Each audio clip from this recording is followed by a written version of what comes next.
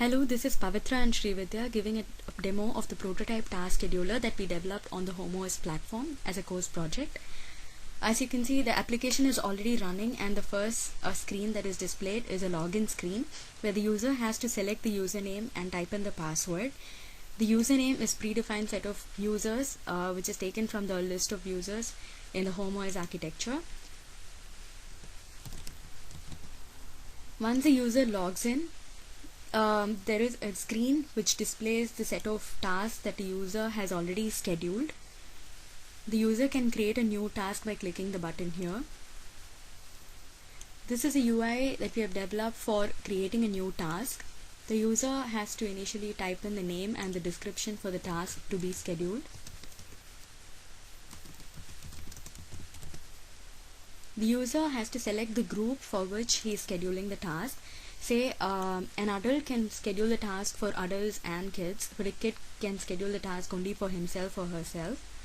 So once a group is selected, then the different types of triggers and actions will have to be selected.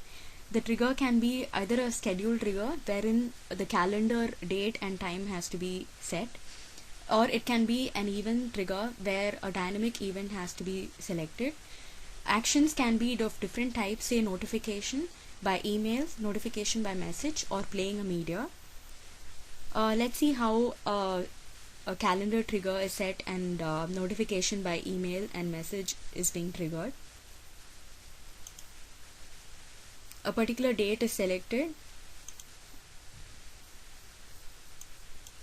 and the user sets a time for the action.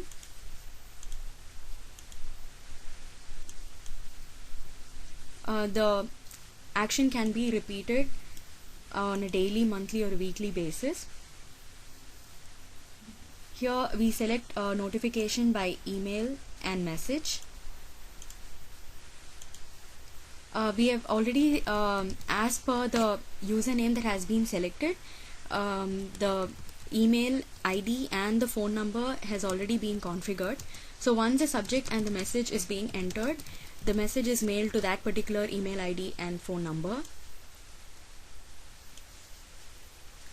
So now, as you can see, once a task is set, we add the particular task to the list of the other tasks which have been scheduled for this particular user.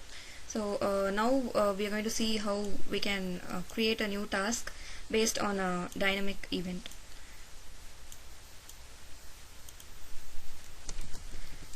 So as for the previous task, we enter the name and the description for the task.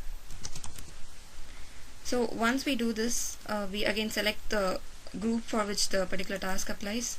So now we just select the particular user Jeff, and under the trigger, now we need to select on an event. And as you can see, this enables a list of parameters which have to be set for this particular trigger option. So we have implemented currently the image recognition dynamic event. So what this event does is that the webcams at different locations in the house, like say at the front door, keeps polling for a particular person, and when it recognizes a particular that a particular person has arrived at the door, it triggers the action which has been set. So right now we choose the image Jennifer, and we have for the demo purpose we have trained it to recognize our images. So we can also set the activation time and the expiration time for this particular event.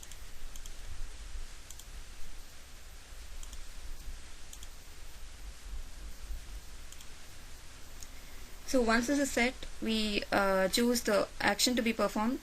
We can right now we can select any combination of the actions which we have implemented. Like say you can choose to notify and also play a particular media in the house when a person enters the home. So